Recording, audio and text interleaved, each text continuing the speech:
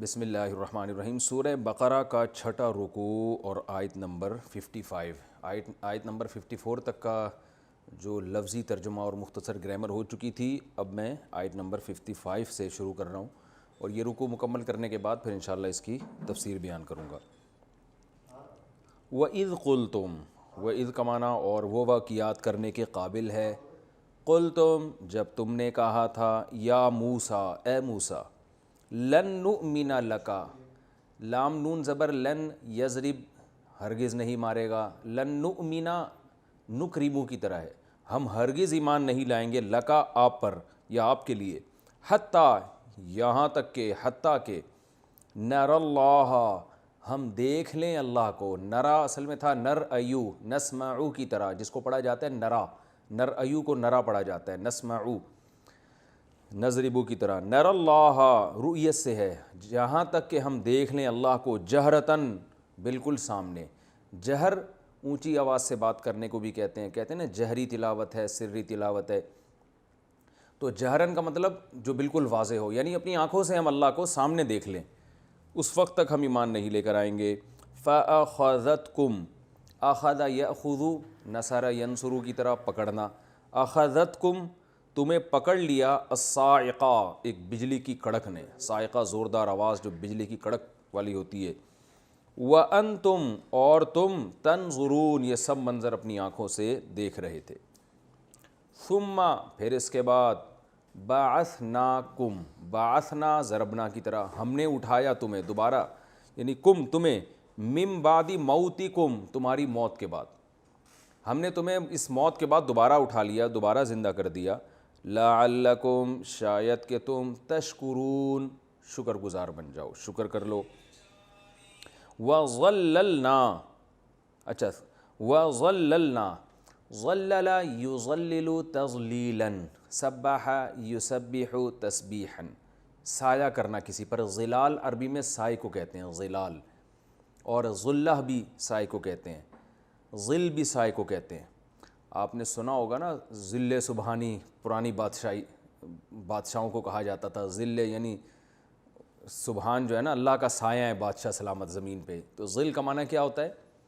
سائے کو کہتے ہیں، زوئیں سے جو ظل ہے۔ وَظَلَّلْنَا اور سایہ کیا ہم نے تم پر، الغمام بادل کے ٹکڑے کا، غمام کہتے ہیں بادل کے چھوٹے سے ٹکڑے کو، ایک ٹکڑی بدلی بھی کہتے ہیں جس کو۔ وَأَنزَلْنَا اور نازل کیا ہم نے، عَلَيْكُمْ تم پر، المن والسلوى، من اور سلوہ۔ من اور سلوہ کیا تھا یہ میں پھر ابھی تفسیر میں بتاتا ہوں۔ کلو من طیباتی، کلو کئی بار اس لفظ کو میں ڈیفائن کر چکا ہوں، کلو کھاؤ، من طیباتی پاکیزہ چیزوں میں سے، طیب پاکیزہ کو کہتے ہیں، طیبات اس کی جمع، طیبہ مؤنث ہے اور طیبات اس کی جمع۔ کلو من طیبات ما، ان چیزوں میں سے، پاکیزہ چیزوں میں سے کھاؤ، رزقناکم جو ہم نے تمہیں بطور رزق دی ہیں، رزقنا کا معنی ہم نے تمہیں عطا کی ہیں۔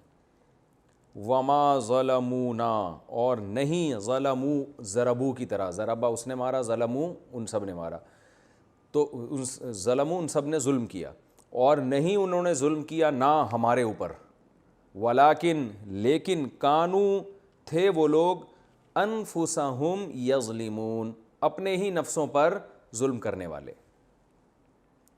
وَإِذْ قُلْنَا اور اس وقت کو بھی یاد کرو، قلنا جب ہم نے کہا، ادخلوا داخل ہو جاؤ، دخل یدخلو نصر ینصرو کی طرح، اور انصر امر آتا ہے نا، تو ادخل امر، داخل ہو جاؤ، ادخلو جمع ہے، ادخلوا هذه القریہ داخل ہو جاؤ، هذه القریہ اس بستی میں، فا کا معنی پھر کلو کھاؤ، منہا اس بستی میں سے، حیث شئتم جہاں سے چاہو، جہاں سے چاہو کھاؤ پیو، رغدن رج کے، یہ لفظ یاد کر لیں، رغدن بہت آتا ہے قرآن میں، رغدن کا معنی رج کے کھاؤ۔ وادخلوا اور داخل ہو جاؤ، البابا دروازے میں، سجدن ساجد کی جمع آتی ہے سجد، ساجد سجدہ کرنے والا، سجد سجدہ کرنے والے، ساجدین بھی آتی ہے، سجد بھی آتی ہے۔ اور داخل ہو جاؤ دروازے میں، سجدہ کرتے ہوئے، وقولو اور کہو، قل کا معنی کہہ اور قولو تم سب کہو، حطۃ، حطہ عربی میں کہتے ہیں گرانے کو، حط آپ نے لفظ سنا ہوگا نا، انحطاط کا دور ہے، یہ علمی انحطاط ہے، انحطاط کا معنی علم گر رہا ہے، اور انحطاط کا لفظ استعمال ہوتا ہے اور بھی ایک دو جگہ استعمال ہوتا ہے اردو میں یہ، لیکن گاڑی اردو میں استعمال ہوتا ہے۔ تو حطہ، حطہ کا معنی کیا؟ گرانا، حطۃ اور کہو زبان سے گرا دے، کیا مطلب؟ ہمارے یہ عربی میں بولا جاتا ہے یعنی ہمارے گناہوں کو معاف کر دے، حطہ اے اللہ ہمارے گناہ کیا کر دے؟ گرا دے، یعنی دروازے میں داخل ہونا ہے سجدہ کرتے ہوئے یعنی جھکتے ہوئے، اور زبان سے کیا کہنا ہے؟ حطہ، حطہ کا مطلب یہ یعنی جو ادھورا جملہ ہے، نطلب حطہ، اے اللہ ہم تجھ سے طلب کرتے ہیں گناہوں کا گرانا یعنی گناہوں کی معافی۔ تو اللہ فرماتے ہیں یہ کرو، نغفر لکم ہم مغفرت کر دیں گے تمہاری، خطایاکم تمہاری خطاؤں کو، معاف کر دیں گے تمہاری خطاؤں کو۔ خطیئہ خطا کو کہتے ہیں، اور خطایا اس کی جماتی۔ وَسَنَزِيدُ، سا کا معنی کیا ہوتا ہے؟ عن قریب، نزیدو نزیدو نضربو کی طرح، اور ہم اضافہ کریں گے، بڑھا دیں گے، المحسنین بہت اچھا عمل کرنے والوں کو، یعنی بہت اچھا عمل کرنے والوں کی مغفرت کرنے کے ساتھ ساتھ مزید ان کو عطا کریں گے، نزیدو اور اضافہ دیں گے ہم ان کو۔ احسان عربی میں کہتے ہیں کسی عمل کو نہایت عمدگی سے کرنا، خوب سمجھ لیں، احسان عربی میں اسے نہیں کہتے جسے اردو میں کہتے ہیں۔ اردو میں احسان کا مطلب کسی پر احسان کرنا، اچھا سلوک کرنا، عربی میں احسان یعنی اس پہ بھی احسان کا اطلاق ہوتا ہے، لیکن اصل احسان کا معنی یہ نہیں ہے۔ عربی میں جو احسان ہے یہ حسن سے نکلا ہے۔ حسن کسے کہتے ہیں؟ کسی وہ بہت زیادہ اچھا ہو نا، خوبصورت ہو، اسے کیا کہیں گے؟ حسن۔ تو کوئی بھی چیز بہت اچھی ہو، جسے ہم اردو میں بار بار کہتا ہوں ہٹو بچو، ٹھیک ہے نا، یہ انگلش میں ایکسیلنٹ ہو، یعنی اس میں ایکسیلنسی پیدا کر دی جائے کسی بھی چیز میں، تو اسے یہ کہا جاتا ہے کہ اس نے اس چیز کو درجہ احسان تک پہنچا دیا۔ تو عمل اچھا ہوتا ہے اور ایک ہوتا ہے بہت اچھا، ایکسیلنسی کے ساتھ جب آپ عمل کرتے ہیں تو اس کو کیا کہا جاتا ہے؟ احسان۔ جیسے حدیث میں آتا ہے نا، جبریل علیہ السلام نبی کے پاس صلی اللہ علیہ وسلم کے پاس آئے اور آپ نے پوچھا، مشہور حدیث جبریل، اس میں آخری سوال آپ کا یہ تھا کہ احسان کیا ہے؟ تو آپ صلی اللہ علیہ وسلم نے فرمایا ان تعبد اللہ کأنک تراہ فإن لم تکن تراہ فإنہ یراک، کہ اللہ کی عبادت ایسے کرو جیسے تم اللہ کو دیکھ رہے ہو۔ تو یہ عبادت میں ایکسیلنسی ہوگی نا، تو یہ ہے درجہ احسان، جو سب سے جو بہت اعلیٰ درجے کا ہے۔ تو اللہ فرماتے ہیں جو بہت اچھا عمل کریں گے، تو ہم اردو میں اس کا ترجمہ بھی کر سکتے ہیں عمل بہت اچھا کرنا یا بہت نہایت عمدگی کے ساتھ کرنا۔ تو جو ایکسیلنسی پیدا کریں گے اپنے عمل کے اندر، اللہ فرماتے ہیں وَسَنَزِيدُ ہم ان کو اور زیادہ نوازیں گے۔ فَبَدَّلَ پس تبدیل کر دیا، بَدَّلَ يُبَدِّلُ تبدیلاً، سَبَّحَ يُسَبِّحُ تسبیحاً، بالکل آسان ہے، اردو میں استعمال ہوتا ہے۔ فَبَدَّلَ الَّذِينَ اب دیکھو آپ سورہ بقرہ میں جتنے ورڈ آ رہے ہیں، شاید میرے خیال ہے اب تک 5-6 الفاظ ہی ایسے آئے ہوں جو اردو میں استعمال نہیں ہوتے، باقی سارے کسی نہ کسی فارم میں اردو میں یوز ہو رہے ہیں وہ۔ تو اللہ نے فرمایا فَبَدَّلَ الَّذِينَ ظَلَمُوا پس تبدیل کر دیا ان لوگوں نے جو ظالم تھے، قولاً قول کو۔ اللہ نے قول کیا کہا تھا؟ حطہ کہنا ہے، کیا کہنا ہے؟ حطہ، یعنی میرے گناہ معاف کر دے۔ اس قول کو تبدیل کر دیا غیر الذی، اس قول کے غیر سے، قیل لہم جو کہا گیا تھا ان سے، یعنی ان سے جو لفظ کہنے کو کہا گیا تھا ظالموں نے اس لفظ کو کسی دوسرے لفظ سے چینج کر دیا۔ وہ کیا کیا وہ میں تفسیر میں بتاتا ہوں۔ فَأَنزَلْنَا پس نازل کیا ہم نے عَلَى الَّذِينَ ظَلَمُوا ان لوگوں پر جو ظالم تھے، رجزن ایک پکڑ، رجز عذاب کو کہتے ہیں، پکڑ کو کہتے ہیں، ایک عذاب نازل کیا من السماء آسمان سے، بیما اس وجہ سے، بی کا معنی وجہ بھی آتا ہے نا، با جب لگتی ہے، میں کئی دفعہ بتا چکا ہوں، تو اس کا ہم ترجمہ کرتے ہیں اس سبب سے یا اس وجہ سے، بیما کانو اس لیے کہ تھے وہ لوگ، یفسقون فسق کیا کرتے۔ فسق کسے کہتے ہیں؟ حدود سے تجاوز کرنا، لمٹ کو کراس کرنا، تو یہ لوگ حد سے تجاوز کیا کرتے تھے۔ یہ تو اس رکوع کا لفظی ترجمہ ہو گیا، کافی لمبا ترجمہ تھا کیونکہ رکوع بہت لمبا ہے، تو کچھ پچھلے ایپیسوڈ میں ہوا، کچھ اس میں. اب میں انشاءاللہ اس کی مختصر تفسیر بیان کرتا ہوں. پچھلے رکوع میں جو چوتھا رکوع تھا، پانچواں رکوع تھا، جس رکوع پہ 5 لکھا ہوتا ہے نا، اس کے بعد جو رکوع شروع ہوتا ہے وہ چھٹا کہلاتا ہے. صحیح ہے نا؟ یعنی آپ ایسا نہ ہو کہ جہاں رکوع کے اوپر 6 لکھا ہوا ہے تو آپ اس کے بعد تلاش کر رہے ہوں، وہ تو 7واں شروع ہو گیا نا. 6 کا مطلب یہاں تک 6 کمپلیٹ ہو گئی، یہ مطلب ہوتا ہے. تو اب میں جو رکوع پڑھ رہا ہوں وہ 6 ہے، چھٹا ہے. تو مطلب آپ نے وہاں سے دیکھنا ہے جہاں رکوع کے اوپر 5 لکھا ہوا ہے، تو یہاں تک 5 کمپلیٹ ہو گئے. اس کے بعد کون سا شروع ہو رہا ہے؟ چھٹا. یا بنی اسرائیل اذکروا نعمتی التی انعمت علیکم. پچھلے رکوع میں اللہ نے بنی اسرائیل پر جو نعمتیں ہوئی ہیں ان کو ذکر کیا اجمالی انداز میں، یعنی اجمال کہتے ہیں جو تفصیل نہ ہو، ڈیٹیل نہ ہو. کچھ اردو کے مشکل الفاظ آج کی نئی جنریشن سمجھتی نہیں ہے. تو اجمال کا معنی کیا ہوتا ہے؟ اجمال ڈیٹیل کی ضد ہے، اپوزٹ ہے. یعنی تفصیل سے آپ کوئی بات نہیں کرتے، مبہم بات کرتے ہیں، تو اسے ہم کیا کہتے ہیں؟ اجمال. یعنی مجمل بات کی ہے اس نے. ٹھیک ہے نا؟ تو اللہ فرماتے ہیں اب اس رکوع میں وہ نعمتیں کیا تھی ان کو تفصیل سے بیان کیا جا رہا ہے، اور کیسے کیسے نعمتیں ہوئیں اور انہوں نے کیسے کیسے ناشکری کی ہے، یہ اللہ بتا رہے ہیں. اے بنی اسرائیل، نبی صلی اللہ علیہ وسلم کے دور میں جو بنی اسرائیل تھے ان سے خطاب کیا جا رہا ہے. اے بنی اسرائیل، میری اس نعمت کو یاد کرو، انعمت علیکم، جو میں نے تمہیں دی تھی، وَأَنِّي، اور بے شک میں نے فضلتکم، تمہیں فضیلت دی تھی، علی العالمین، تمام جہان والوں پر. فضیلت قرآن میں دوسرے مقام پر آتا ہے علم میں اور حکومت میں. تو ہر قسم کا علم، چاہے وہ سائنس ٹیکنالوجی کا علم ہو، چاہے وہ دین کا علم ہو، یعنی آسمانی کتابوں کا، دونوں علم بھی ان کے پاس، دنیا محتاج تھی ان سے سیکھنے کے لیے. اور دوسرا حکومت بھی کس کے پاس تھی؟ ان کے پاس تھی. میں نے فضیلت دی تھی تمہیں.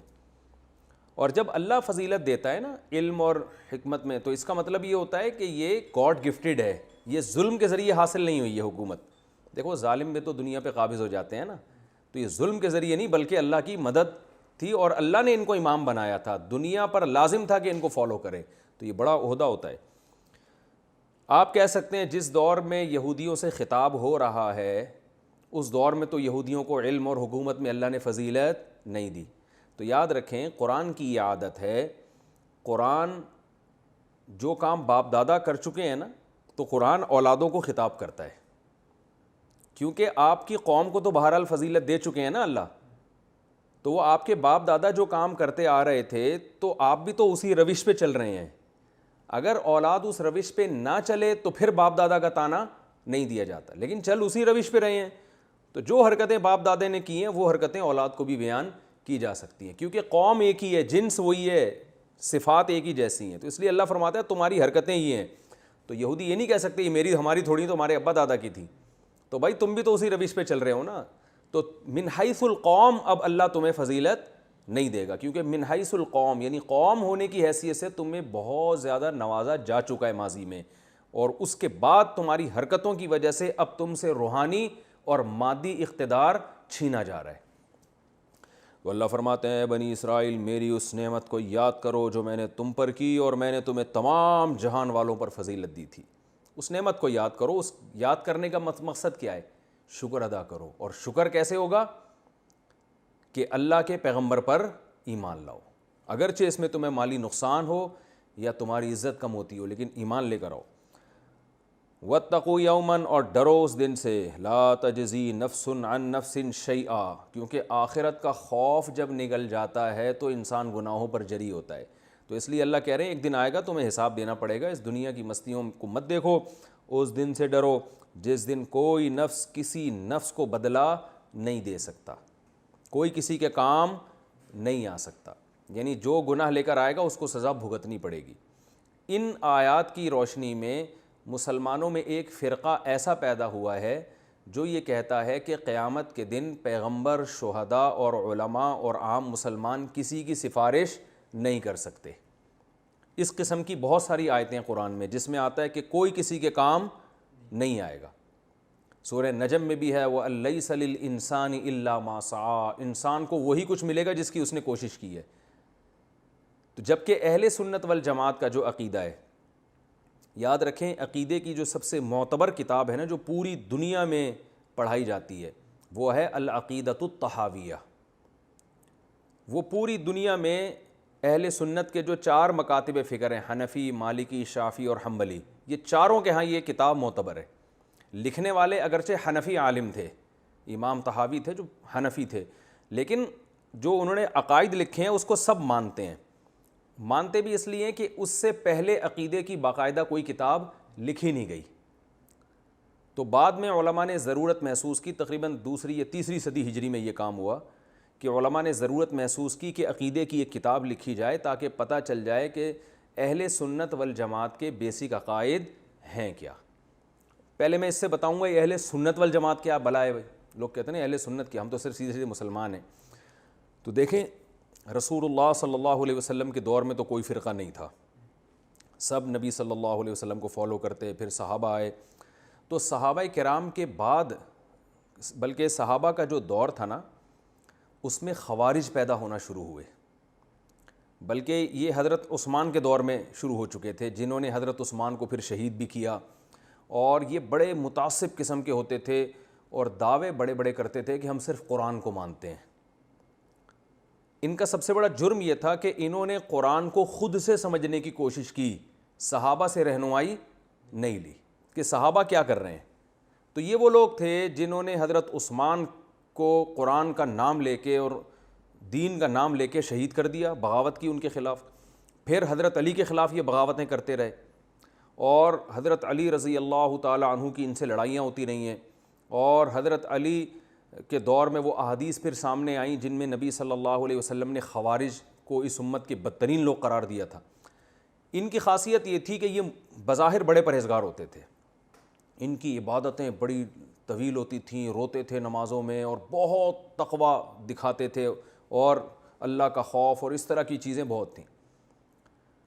حضرت علی رضی اللہ تعالیٰ عنہ کی حکومت کو ماننے سے انکار کر دیا. حضرت عباس جب ان کے پاس پہنچے تو انہوں نے کہا ان الحکم الا للہ، قرآن کہتے ہیں حکومت صرف کس کی ہے؟ اللہ کی. اب دیکھو قرآن کی آیت پڑھ رہے ہیں لیکن اس کا مفہوم غلط لے کے جا رہے ہیں. تو حضرت علی کو جب یہ پتہ چلا تو حضرت علی نے فرمایا کلمۃ حق ارید بها الباطل، کلمہ درست ہے مگر اس سے جو یہ مراد لے رہے ہیں وہ مراد غلط ہے. اس کا یہ مطلب تھوڑی کہ دنیا میں کسی کی حکومت نہیں ہوگی. تو یہ تھے اس طرح کے نا ایک مسلمانوں کے لیے آفت بن چکے تھے. تو اسی دور میں یہ پہلا فرقہ، پھر مزید فرقے پیدا ہوئے. ان تمام فرقوں میں قدر مشترک کیا چیز تھی؟ سارے حوالہ قرآن کا دیتے تھے. لیکن وہ ہٹ کیوں گئے قرآن و سنت سے؟ اس لیے کہ وہ قرآن کی وہ تفسیر جو لفظی آیتوں کو دیکھ رہے ہیں صحابہ کو درمیان سے نکال رہے ہیں. سب سے بڑا فالٹ ان میں یہ تھا. آج بھی جتنے آپ کو باطل فرقے نظر آئیں گے قرآن و حدیث کا لیبل بہت لگائیں گے لیکن صحابہ ان کی ڈکشنری سے غائب ہوں گے. تو قرآن و سنت کی ایسی تشریح کرنا جس پہ صحابہ کا عمل نہیں تھا وہ تشریح معتبر نہیں ہے. تو انہی میں آپ کو یہ شیعہ حضرات ہیں، رافضی، اور یہ پھر معتزلہ پیدا ہوئے، جہمیہ پیدا ہوئے. کسی نے تقدیر کا انکار کر دیا اور کسی نے کہا کہ اب یہ جو عمان میں مسقط میں ایک فرقہ ہے جس کا نام یہ فرقہ بازیہ ہے، یہ کہتے ہیں کہ ایک یہ بھی سفارش کی نفی کرتے ہیں کہ آخرت میں کوئی سفارش کسی کی بھی نہیں کرے گا. دوسرا یہ بھی کہتے ہیں کہ مسلمان جو ہے اگر کبیرہ گناہ کرتا ہے تو وہ بھی ہمیشہ جہنم میں جلے گا، یعنی نبی کی شفاعت کی وجہ سے وہ جہنم سے نکلے گا نہیں. اور وہ اس طرح کی آیتیں پیش کرتے ہیں. تو قرآن ہر ایک کے پاس ہوتا ہے، آیتیں ہر ایک کے پاس ہوتی ہیں، لیکن ہم ان سے یہی کہتے ہیں کہ آپ کا یہ عقیدہ صحابہ کے عقیدے کے خلاف ہے، لہذا ہم اس کو معتبر نہیں مانتے. تو اس طرح کے بہت سارے فرقے پیدا ہو گئے تھے، یعنی مختلف انتہائیں وجود میں آنا شروع ہو گئی تھیں. ایک انتہا تو یہ تھی کہ جو کبیرہ گناہ کرے گا چاہے وہ سچا اور پکا مسلمان کیوں نہ ہو، لیکن کبیرہ گناہ کیا اور توبہ کے بغیر مر گیا تو وہ ہمیشہ جہنم میں جائے گا. ایک انتہا تو یہ تھی. دوسری انتہا تھی جن کو مرجیہ کہا جاتا تھا. مرجیہ رجا سے نکلا ہے، رجا امید کو کہتے ہیں. وہ یہ کہتے تھے کہ اگر آپ ایمان لے آئے تو کتنی برائیاں آپ کر لو آپ جہنم میں نہیں جاؤ گے، آپ کی بخشش پکی اور ڈھکی ہے.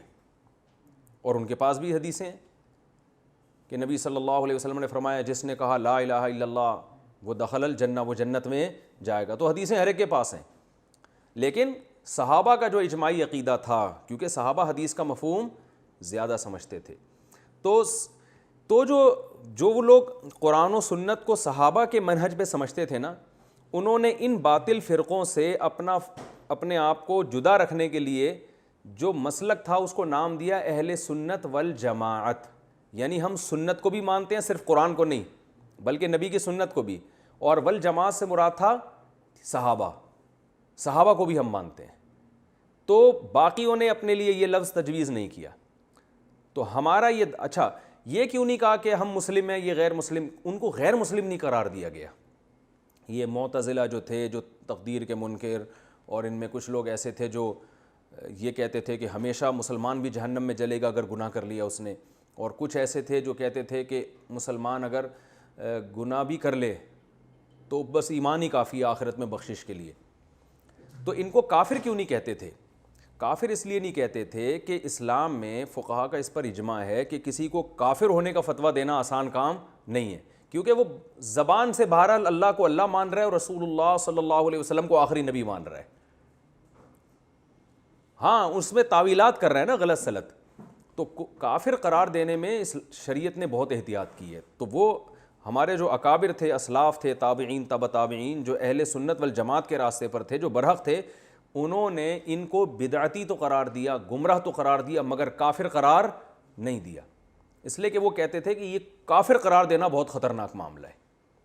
تو اگر ان کو کافر قرار دیتے تو ان کے مقابلے میں اپنے آپ کو کیا کہتے؟ مسلم. کیونکہ اپنے آپ کو جب مسلم کہہ رہے اس کا مطلب یہ کیا ہے؟ غیر مسلم. تو غیر مسلم تو کہتے نہیں تھے ان کو. تو اس لیے اب اپنے لیے ایسا نام تجویز کیا جائے تاکہ آپ ان سے کیا ہو جائیں؟ جدا ہو جائیں. تو وہ نام تجویز کیا گیا اہل سنت والجماعت، کہ ہم صرف قرآن کو نہیں مانتے، سنت کو بھی. دیکھو اہل حدیث والجماعت بھی نہیں کہا. حدیث میں اور سنت میں فرق ہے، کیونکہ حدیث نبی صلی اللہ علیہ وسلم کی بہت سی حدیثیں منسوخ ہیں، پھر وہ سنت نہیں کہلاتی. تو فقہا کی عادت ہوتی ہے کہ وہ یہ دیکھتے ہیں کہ نبی صلی اللہ علیہ وسلم کی کون سی حدیث ہے جس پر آپ نے اور صحابہ نے عمل کیا ہے، تو وہ حدیث قابل عمل ہوگی، تو اس کو سنت سے تعبیر کرتے ہیں. خیر، اہل سنت کیا؟ جماعت. جماعت سے مراد سب سے پہلے صحابہ، پھر تابعین، جن تابعین نے صحابہ کو فالو کیا. تو تیسری یا چوتھی صدی ہجری میں امام طحاوی رحمہ اللہ تعالیٰ، میرا خیال ہے تیسری صدی ہجری کے عالم ہے، تیسری یا چوتھی کے ہوں گے، اسی کے اوائل میں، کیونکہ ہمیں عقیدہ طحاویہ پڑھے ہوئے بھی بہت، میرا خیال ہے 25 سال تو ہو گئے ہوں گے. تو امام طحاوی رحمہ اللہ تعالیٰ یہ اسماعیل مزنی ان کے شاگرد تھے، اور اسماعیل مزنی جو تھے یہ امام شافعی رحمہ اللہ تعالیٰ کے مسلک پر تھے. تو انہوں نے ان سے علم حاصل کیا. اس کے بعد یہ ان کو فقہ حنفی میں، یعنی فقہ حنفی انہوں نے قبول کر لیا، فقہ شافعی کو چھوڑ دیا. تو جب فقہ حنفی قبول کیا انہوں نے تو فقہ حنفی کے حق میں دلائل بہت لکھے. لیکن اس وقت انہوں نے ایک شاندار کام یہ کیا، تھے یہ بہت بڑے محدث، کام یہ کیا کہ اہل سنت والجماعت کے جو عقائد ہیں نا ان کو ایک کتاب میں جمع کر دیا. اچھا، اس کو نام انہوں نے اہل سنت والجماعت کے عقائد کا نہیں دیا، بلکہ انہوں نے نام اس کو یہ دیا کہ یہ وہ عقیدے ہیں جو امام ابو حنیفہ، امام ابو یوسف اور امام محمد کے ہیں، یعنی امام حنیفہ اور ان کے دونوں شاگردوں کے، کیونکہ یہ حنفی ہو گئے تھے، امام ابو حنیفہ کو فالو کرنے لگے تھے. لیکن امت نے دیکھا کہ بعینہ ہی یہی عقائد تو سب کے ہیں نا اہل سنت والجماعت کے. تو اگرچہ انہوں نے لکھا یہ کہ یہ وہ عقائد ہیں جو ابو حنیفہ، ابو یوسف اور امام محمد کے ہیں، ھذا ما ذهب الیہ ابو حنیفہ و ابو یوسف و محمد رحمہم اللہ تعالیٰ، اس طرح سے یہ کتاب شروع کرتے ہیں. لیکن وہ کتاب چونکہ وہ عقیدے چونکہ ساری امت کے وہی تھے، یعنی اہل سنت والجماعت کے، تو پھر پوری امت نے اسی کو فالو کیا، اور پوری دنیا میں سعودیہ کی یونیورسٹی میں پڑھائی جاتی ہے. پھر اس کی شروحات لکھی گئی، پھر شرح میں بعض لوگوں نے کسی نے اپنے مطلب کی، کسی نے اپنے مطلب، لیکن بیسک بہرحال وہی ہے، العقیدۃ الطحاویہ جسے کہا جاتا ہے. تو وہ ایک کام یہ ہو گیا کہ اہل سنت والجماعت کے عقیدوں کی عقیدے کی بھی ایک کتاب لکھی گئی. اب کوئی بھی اس کتاب سے اگر انحراف کرتا ہے تو وہ اپنے آپ کو اہل سنت والجماعت میں داخل نہیں کر سکتا. آج یوٹیوب پہ بہت سے فتنہ پرست لوگ صحابہ کو برا بھلا کہہ رہے ہیں اور وہ کہتے ہیں ہم اہل سنت والجماعت میں داخل ہیں، حالانکہ وہ داخل نہیں ہے، کیونکہ العقیدہ طحاویہ میں لکھا ہے کہ کسی صحابی کی تنقیص کرنا یہ ہمارے نزدیک جائز نہیں ہے، اور اس کو پوری امت نے مانا ہے. تو اس سے بھی پتہ چلتا ہے کہ وہ جو ہے نا اہل سنت یعنی عقیدہ طحاویہ جو اجماع ہو گیا نا اس پہ اہل سنت والجماعت کا، تو نبی صلی اللہ علیہ وسلم نے جو فرمایا نا میری امت گمراہی پہ جمع نہیں ہو سکتی، تو گمراہی سے مراد اہل سنت والجماعت جمع نہیں ہو سکتی، اس لیے کہ باقی تو پہلے ہی گمراہ تھے نا، جو روافظ تھے اور جو معتزلی اور جہمی وغیرہ اس طرح کے جو لوگ پیدا ہوئے۔ تو اب یہ ذہن میں رکھیں کہ العقیدہ الطحاویہ میں یہ بات لکھی ہوئی ہے اور ساری دنیا کے علماء اس کو مانتے ہیں کہ قیامت کے دن شفاعت ہوگی، کیونکہ اہل سنت والجماعت نے تمام حدیثوں کو فالو کیا، کسی ایک حدیث کو نہیں لیا، اور اس میں صحابہ نے ان حدیثوں کا مطلب کیا سمجھا ہے۔ تو ہمیں مصنف ابن ابی شیبہ اور مصنف عبد الرزاق جو حدیث کی کتابیں ہیں، ان میں صحابہ سے صراحتاً یہ باتیں ملتی ہیں کہ قیامت کے دن نبی صلی اللہ علیہ وسلم کبیرہ گناہ کے مرتکب کی شفاعت کریں گے۔ ہاں وہ ایک الگ بات ہے کہ اس کی آپ کی شفاعت کس درجے میں قبول ہو، بعض ایسے ہوں گے جو سزا بہت لمبی ہوگی مگر مختصر ہو جائے گی ان کی سزا، بعض ایسے ہوں گے جن کی سزا بالکل معاف ہو جائے گی، تو یہ ہوگی سفارش علماء کی بھی، حفاظ کرام کی بھی، شہداء کی بھی، یہ ہوگا۔ تو یہ جو آیتیں ہیں نا، دوسری آیتوں کو اور حدیث کو، قرآن کی خود آیتوں میں شفاعت کا ذکر ہے، جیسے ہم نے عما یتساءلون میں پڑھا تھا نا، وہ کیا ہے کہ عما یتساءلون والی صورت میں ہم نے آیت پڑھی تھی کہ یوم یقوم الروح والملائکۃ صفا لا یتکلمون الا لمن اذن له الرحمن وقال صوابا، کوئی بھی کلام نہیں کر سکے گا مگر جس کو اللہ اجازت دیں اور وہ کلام کیا کرے، درست کرے۔ اور اسی طرح اس سے بھی زیادہ واضح آیت ہے ولا یشفعون الا لمن ارتضی، کوئی کسی کی شفاعت نہیں کرے گا مگر اس کے لیے شفاعت ہو سکتی ہے جس کے لیے اللہ اجازت دے دے۔ یہ خود قرآن میں اللہ تعالیٰ نے ارشاد فرمایا، اور احادیث تو اس بارے میں بہت واضح ہیں۔ تو ان آیتوں کا مطلب پھر علماء یہ بیان کرتے ہیں جس میں آتا ہے کہ کوئی کسی کو فائدہ نہیں پہنچائے گا، اس سے مراد ہے کفر پہ اگر کسی کی موت واقع ہو گئی، جیسے کہ بنی اسرائیل تو کفر میں مر رہے تھے نا، تو کفر پہ اگر کسی کی موت واقع ہو گئی تو پھر اس کے لیے شفاعت نہیں ہے، اور کفر کے جرم میں کوئی کسی کو فائدہ نہیں پہنچا سکتا، یعنی ایک عقیدے کی خرابی ہے اور ایک عمل کی خرابی ہے۔ تو عقیدے کی خرابی کے ساتھ اگر دنیا سے چلے گئے تو عقیدے کی خرابی پہ جو سزا آپ کو ملے گی اس میں کوئی کسی کے کام نہیں آئے گا، اور ہے کہ عقیدہ آپ کا درست ہے، عمل کی کوتاہی پہ جو سزا ملے گی اس میں قرآن میں بھی ہے اور احادیث میں بھی ہے، ہم قرآن میں پڑھیں گے انشاءاللہ جب اپنے مقام پہ یہ آیتیں آئیں گی، تو اس میں لوگ دوسروں کے کام آئیں گے۔ اور یہ جو قرآن کی آیت ہے کہ یہ جو قرآن مجید میں آتا ہے کہ ام للانسان وَأَن لَيْسَ لِلْإِنسَانِ إِلَّا مَا سَعَىٰ، سورہ نجم میں، کہ انسان کو وہی کچھ ملے گا جس کی اس نے کوشش کی ہوگی۔ تو یہاں بھی علماء کہتے ہیں کہ انسان کو تو وہی کچھ ملے گا جس کی آپ نے کوشش کی ہے، اس سے زیادہ نہیں ملے گا، لیکن دوسرا انسان جب آپ کے لیے کوئی عمل کر رہا ہے یا آپ کے لیے دعا کر رہا ہے تو اس کو بھی تو وہ کچھ ملے گا نا جو وہ کر رہا ہے۔ تو وہ کیا کر رہا ہے؟ وہ چاہ رہا ہے کہ آپ کی بخشش ہو جائے، وہ چاہ رہا ہے کہ آپ کے درجات بلند ہو جائیں، تو اس کو بھی تو وہ ملے گا کہ نہیں ملے گا؟ تو وہ اس کی وجہ سے آپ کو عمل میں ترقی مل رہی ہے، اس کی دعاؤں کی وجہ سے، اس کے ایصال ثواب کی وجہ سے، تو یہ اس آیت کے مخالف نہیں ہے۔ پھر ہم اس پہ مزید بحث کریں گے اس مقام پہ جہاں یہ سورہ نجم میں آیت آئے گی۔ تو اللہ فرماتے ہیں اس دن سے ڈرو، لا تجزی نفس عن نفس شیئا، جس دن کوئی کسی کے کام نہیں آئے گا۔ کیا مطلب؟ اگر کفر پہ موت واقع ہو گئی تو کوئی کسی کے کام نہیں آئے گا۔ دوسرا، شفاعت قہری، زبردستی والی شفاعت کی بھی نفی ہے، کیونکہ اگر کوئی کسی کے کام قیامت کے دن آئے گا تو وہ آئے گا جس کو اللہ اجازت دیں گے، زبردستی نہیں آ سکتا۔ تو اس آیت کا مطلب یہ بھی ہو سکتا ہے دوسری آیتوں کی روشنی میں کہ کوئی کسی کے کام نہیں آئے گا اللہ کی اجازت کے بغیر، اللہ اجازت دے دے تو یقیناً کام آ سکتا ہے۔ وَلَا يُقْبَلُ مِنْهَا شَفَاعَةٌ، اور کسی نفس کی طرف سے شفاعت قبول نہیں ہوگی۔ اس کے بھی دو مطلب ہیں۔ اب جہاں بھی آیتیں آئیں گی ان کے دو مفہوم خود بخود ان آیتوں میں داخل ہیں کہ کسی کے بھی شفاعت کام نہیں آئے گی، تو یہاں کسی سے مراد وہ نفس جس کی کفر پہ موت واقع ہوئی ہو، اور دوسرا یا پھر شفاعت سے مراد ہے وہ شفاعت جو زبردستی کی ہو، تو یہ والی شفاعت نہیں ہوگی۔ تو ولا يقبل منها شفاعت، اور کسی نفس کی طرف سے شفاعت قبول نہیں ہوگی۔ کیا مطلب؟ زبردستی کی شفاعت، اللہ اجازت دے دیں تو اللہ کی مرضی، اور حدیث میں آتا ہے کہ مسلمانوں کے لیے اللہ اجازت دیں گے۔ ولا یؤخذ منها عدل، اور کسی نفس کی طرف سے کوئی برابری میں کوئی چیز نہیں لی جائے گی کہ تم نے گناہ کیے ہیں تو اب اس کے بدلے میں اتنے پیسے دے کے جان چھڑا لو، ایسا بھی نہیں ہوگا۔ ولا هم ینصرون، اور نہ ان کی مدد کی جائے گی۔ اب اللہ تعالیٰ بنی اسرائیل پر اپنی نعمتیں بیان کر رہے ہیں۔ وَإِذْ نَجَّيْنَاكُمْ، تم ان نعمتوں کو یاد کرو۔ اصل میں ان پہ باپ دادا پہ ہوئی تو انہی پہ بھی ہو گئی نا، باپ دادا مر جاتے تو یہ تھوڑی پیدا ہوتے۔ تو نبی کے دور میں جو بنی اسرائیل کے لوگ تھے، اللہ تعالیٰ ان پر اپنی نعمتیں بیان کر رہے ہیں کہ اس وقت کو یاد کرو جب ہم نے تمہیں نجات دی۔ کس سے؟ آل فرعون، آل فرعون یعنی فرعون والوں سے، جس میں فرعون خود داخل ہے۔ آل کا لفظ جب عربی میں استعمال ہوتا ہے، آل رسول یا آل فلان، تو اہل لغت کہتے ہیں اس میں وہ خود بندہ بھی داخل ہوتا ہے۔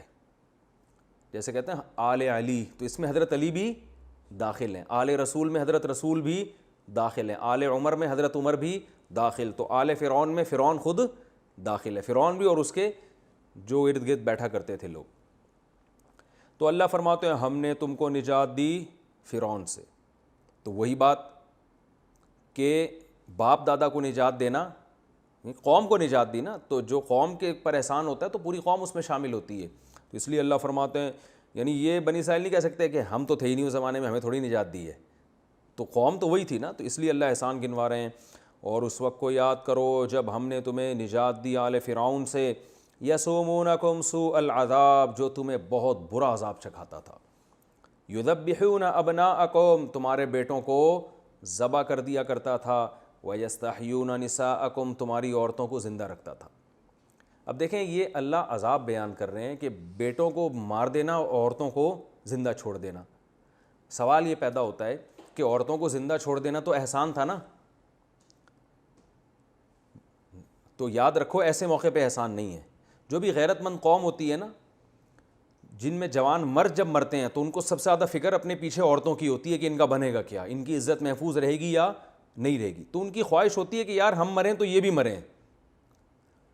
تو مردوں کو مار کے عورتوں کو زندہ چھوڑ دینا یہ کسی غیرت مند قوم کے لیے بہت بڑی ذلت کی بات ہوتی ہے۔ تو یہ اللہ فرماتے ہیں یہ یا تو دونوں کو زندہ چھوڑتے، لیکن بیٹوں کو سب کو مار دینا اور عورتوں کو، کیونکہ عورتیں جب زیادہ ہو جاتی ہیں اور مرد سارے ختم ہو جاتے ہیں تو ان کو عزتیں محفوظ نہیں ہوتی، کمانے کے لیے ان کے پاس کوئی ذرائع اور وسائل نہیں، لڑ نہیں سکتی وہ، تو قوم کیا ہو جاتی ہے؟ کمزور۔ تو یہ بہت بڑی ذلت کی بات ہوتی ہے۔ تو اللہ فرماتے ہیں وہ تمہاری عورتوں کو زندہ چھوڑ دیتے تھے اور بیٹوں کو مار دیا کرتے تھے۔ وَفِي ذَلِكُمْ بَلَاءٌ مِّن رَّبِّكُمْ عَظِيمٌ، تمہارے رب کی طرف سے بہت بڑی آزمائش تھی، لیکن اللہ نے احسان کیا تمہیں اس آزمائش سے نکال دیا۔ تو کتنا بڑا احسان ہے اللہ کا تمہارے اوپر، اب تم بھی پیغمبر پر ایمان لاؤ۔ وَإِذْ فَرَقْنَا بِكُمُ الْبَحْرَ، اس وقت کو بھی یاد کرو جب ہم نے سمندر کو چیر ڈالا تھا۔ فرعون بھاگ رہا تھا نا تمہارے پیچھے پیچھے، اللہ نے حکم دیا بنی اسرائیل کو راتوں رات نکل جاؤ، تو نکل گئے، فرعون بھی پیچھے آ گیا۔ تو بنی اسرائیل کہنے لگے اے موسیٰ مروا دیا آپ نے تو ہمیں، قرآن میں اسی طرح انا لمدرکون، ہم تو پکڑے گئے۔ تو اللہ فرماتے ہیں ہم نے کیا کیا، کتنا بڑا معجزہ دکھایا، سمندر کو دو حصوں میں تقسیم کر دیا۔ فَانْجَيْنَاكُمْ، تمہیں بچا لیا ہم نے، وَأَغْرَقْنَا آلَ فِرْعَوْنَ، اور فرعون کو ہم نے، فرعون والوں کو غرق کر دیا۔ وَأَنْتُمْ تَنْظُرُونَ، تم یہ سارا منظر اپنی آنکھوں سے دیکھ رہے تھے۔ تو اب آپ کہہ سکتے ہیں بھائی یہ لوگ تھوڑی دیکھ رہے تھے، ان کے باپ دادا دیکھ رہے تھے نا۔ تو یاد رکھیں جو خبریں متواتر ہوتی ہے نا وہ ایسا ہی ہے جیسے خود اپنی آنکھوں سے دیکھ لیا۔ تو تنظرون کا یہ مطلب ہے، یعنی تمہیں اتنا یقین ہے اپنی آنکھوں سے تم یہ ساری چیزیں دیکھ رہے تھے، تمہارے باپ دادا دیکھ رہے تھے، وہ تمہیں نقل کرتے چلے جاتے ہیں، تم سب کچھ دیکھ رہے تھے، تمہارے ساتھ یہ ہوا ہے۔ وَإِذْ وَعَدْنَا مُوسَىٰ 40 لَيْلَةً، اور اللہ نے تم پر یہ بھی احسان کیا کہ ہم نے موسیٰ سے 40 راتوں کا وعدہ کیا تھا۔ جب فرعون غرق ہو گیا نا پانی میں، بنی اسرائیل کو نجات ملی، تو بنی اسرائیل نے کہا کہ اب ہمیں کوئی کتاب چاہیے اللہ کی طرف سے۔ حضرت موسیٰ کی فرما برداری نہیں کرتے تھے، کہہ رہے کوئی آسمانی کتاب ہو، اللہ کے احکام ہو، ہم اس کو فالو کریں گے، اب ہمیں نجات ملی ہے، اللہ کا دین نافذ کریں گے ہم۔ تو اللہ نے موسیٰ علیہ السلام سے 40 راتوں کا وعدہ کیا کہ 40 دن کے بعد آپ کو کوہ طور پہ بلاؤں گا اور تورات دے دوں گا۔ وَإِذْ وَعَدْنَا مُوسَىٰ 40 لَيْلَةً، تو جب موسیٰ علیہ السلام تورات لینے کے لیے گئے ہیں نا، تو پیچھے سامری ایک جادوگر تھا، اس نے کیا کیا، جہاں بھی جبریل علیہ السلام جب بنی اسرائیل کی مدد کے لیے نازل ہوئے تھے نا، گھوڑے پر سوار تھے، وہ انسانی شکل میں آئے تھے، گھوڑے پر سوار تھے بنی اسرائیل کی مدد کے لیے جب فرعون غرق ہو رہا تھا. تو جبریل کا گھوڑا جہاں جہاں جاتا تھا نا، قدم رکھتا تھا، اس مٹی میں خاص قسم کی برکت پیدا ہو گئی تھی. تو سامری جادوگر نے کمبخت نے اس مٹی کو لے کر سونے سے ملا کے ایک بچھڑا بنایا اور اپنے جادو کے زور سے ایسا کیا کہ وہ بچھڑا آواز نکالتا تھا، اور بنی اسرائیل کو کہنے لگا کہ موسیٰ علیہ السلام جب تک نہیں آتے ہمارے پاس فی الحال کوئی خدا ہے نہیں اور ہم شریعت کے مکلف ہیں نہیں، کیونکہ کتاب ہمارے پاس ہے نہیں، تو فی الحال ہم اسی بچھڑے کی عبادت کریں گے. اور بنی اسرائیل میں بہت سارے لوگ اس بچھڑے کی عبادت کرنا شروع کر دیا، کیونکہ غلام قوم تھی، بت پرستوں کے ساتھ رہ چکے تھے، تو شرک جو ہے نا سے مانوس تھے. تو یہ ماحول کا دیکھو کتنا برا اثر پڑتا ہے، پیغمبروں کی اولادیں اور کیا حرکتیں شروع کر دی. تو اللہ فرماتے ہیں ثم اتخذتم العجل من بعدہ، اس کے بعد موسیٰ کے جانے کے بعد تم نے بچھڑے کو ٹھہرا لیا معبود، وانتم ظالمون، اور تم تھے کیا؟ ظلم کرنے والے، یعنی بہت بڑا ظلم کر رہے تھے تم یہ بچھڑے کی عبادت کر کے. ثم عفونا عنکم من بعد ذلک، اس جرم کے بعد بھی ہم نے تمہیں معاف کر دیا. کتنا بڑا جرم ہے کہ پیغمبر کے ذریعے تمہیں نجات ملی، سمندر تمہارے لیے مسخر ہو گیا، اور کتنے معجزے تم نے اپنی آنکھوں سے دیکھ لیے. تھوڑے دن کے لیے موسیٰ علیہ السلام گئے اور پیچھے یہ بہانہ بنایا بنی اسرائیل نے کہ ابھی تو ہم شریعت کے مکلف ہی نہیں ہیں نا بھائی، ابھی تو کتاب آئے گی تو اس میں جو لکھا ہوگا عمل کریں گے، کتاب تو ہے ہی نہیں ہمارے پاس. حالانکہ بھائی عقیدہ تو وہ تو ویسے ہی صحیح رکھنا ضروری ہے، شرک سے تو ویسے بھی بچنا ضروری ہے. تو اللہ فرماتے ہیں اس کے بعد بھی ہم نے تمہارا جرم معاف کر دیا. لعلکم تشکرون، شاید کہ تم شکر گزار بن جاؤ. وَإِذَا آتَيْنَا مُوسَى الْكِتَابَ وَالْفُرْقَانَ، اس وقت کو بھی یاد کرو جب ہم نے موسیٰ کو کتاب دی. یہ بھی حقیقت میں احسان تھا بنی اسرائیل پر کہ آسمانی کتاب ملی تمہیں موسیٰ کے ذریعے. والفرقان، فرقان سے تورات بھی مراد ہو سکتی ہے، یعنی کتاب ہی کی صفت ہے، اور فرقان سے وہ واضح معجزے بھی. اور ہم نے فرقان یعنی اتنے واضح معجزے دیے جس سے دودھ کا دودھ پانی کا پانی ہو گیا. حضرت موسیٰ کی لاٹھی سانپ بن رہی، یعنی بہت واضح کر دیا تھا اللہ نے کہ حق کیا ہے اور باطل کیا. یہ بھی اللہ کا احسان تھا. لعلکم تہتدون، شاید کہ تم ہدایت پہ آ جاؤ، یعنی تاکہ تم ہدایت پہ آ جاؤ. وَإِذْ قَالَ مُوسَىٰ لِقَوْمِهِ يَا قَوْمِ إِنَّكُمْ ظَلَمْتُمْ أَنفُسَكُمْ، حضرت موسیٰ جب واپس پہنچے نا غضبناک ہو کے کہ بچھڑے کی عبادت ہو رہی ہے، تو حضرت موسیٰ نے جب غضبناک ہوئے تو پھر اللہ نے بتایا کہ ان کی توبہ اب ایسے قبول ہوگی کہ جنہوں نے بچھڑے کی عبادت نہیں کی وہ ان کو قتل کر دیں گے جنہوں نے عبادت کی ہے. اس کام کے لیے ایگری ہو جاتے ہیں تو ان کی توبہ قبول ہے. تو یہ ایگری ہو گئے مجبوراً، کیونکہ ان کو پتہ تھا ورنہ اللہ کا عذاب آئے گا. تو جنہوں نے عبادت کی انہوں نے اپنے آپ کو قتل کرنے کے لیے پیش کیا. وَإِذْ قَالَ مُوسَىٰ لِقَوْمِهِ، اس وقت کو بھی یاد کرو جب موسیٰ نے اپنی قوم سے کہا یا قومی، اے میری قوم، اِنَّكُمْ ظَلَمْتُمْ أَنفُسَكُمْ، تم سب نے اپنی جان پہ ظلم کیا، بِاتِّخَاذِكُمُ الْعِجْلَ، اس لیے کہ تم نے بچھڑے کو ٹھہرا لیا تھا معبود. فَتُوبُوا إِلَىٰ بَارِئِكُمْ، اپنے پیدا کرنے والے کے سامنے توبہ کرو. فَاقْتُلُوا أَنفُسَكُمْ، اور توبہ کا طریقہ یہ ہے کہ اپنے آپ کو قتل کر دو. اپنے آپ کا مراد اپنی قوم کے لوگوں کو. قرآن میں بعض دفعہ اپنی قوم کے لوگوں کے لیے بھی اپنے آپ کا لفظ استعمال ہوا ہے، یعنی جنہوں نے عبادت نہیں کی وہ ان کو قتل کر دیں، جنہوں نے عبادت کی ہے تو قتل کے لیے پیش کر دیں. ذَلِكُمْ خَيْرٌ لَكُمْ، یہ تمہارے لیے بہتر ہے، عند بارئکم، تمہارے پیدا کرنے والے کے نزدیک، اس سے تم آخرت کے عذاب سے بچ جاؤ گے. فتاب علیکم، پھر اللہ نے تمہاری توبہ قبول کر لی. تو توبہ جو قبول کی ہے اس کا تذکرہ نہیں ملتا کہ وہ قتل ہوئے تھے یا نہیں ہوئے تھے. بظاہر قرآن سے ایسا لگتا ہے فتاب علیکم، اللہ نے ویسے ہی توبہ قبول کر لی کہ انہوں نے اپنے آپ کو جب پیش کر دیا تو اللہ نے ان کی کو معاف کر دیا. انہ هو التواب الرحیم، بے شک وہ بہت زیادہ توبہ قبول کرنے والا اور رحم کرنے والا ہے. پھر جب موسیٰ علیہ السلام جب کوہ طور پہ گئے تھے نا تورات لینے، تو موسیٰ علیہ السلام نے اللہ سے فرمایا کہ اے اللہ میری قوم جو ہے یہ بڑی نالائق قوم ہے، میں تورات لے کر آؤں گا تو یہ کہیں شک و شبہ نہ شروع کر دے. تو جو ہے گواہ لے کے جاتا ہوں میں. پھر یہ وقت پورا ہو گیا، واقعہ لمبا ہے تو میں انشاءاللہ اگلے ایپیسوڈ میں اس کو بتاؤں گا کہ یہاں بھی انہوں نے بڑی نالائقی کی. وہ گواہوں نے اپنی آنکھوں سے دیکھا کہ تورات نازل ہو رہی ہے تو وہ کہنے لگے نہیں نہیں نہیں، جب صرف تورات کو نہیں دیکھیں گے کوہ طور پہ کہ آپ کو مل رہی ہے، بلکہ ہم اللہ کو اپنی آنکھوں سے دیکھیں گے بھی. تو پھر اللہ کا عذاب آیا، پھر اللہ نے جو مر گئے تھے ان کو دوبارہ زندہ کر لیا. تو اتنا کسی قوم کے کی کوتاہیوں کو معاف نہیں کیا گیا جتنا بنی اسرائیل کو، جن کو آج یہودی کہتے ہیں. تو اگلے ایپیسوڈ میں انشاءاللہ اس کی تفسیر بیان ہوگی. اللہ عمل کی توفیق عطا فرمائے.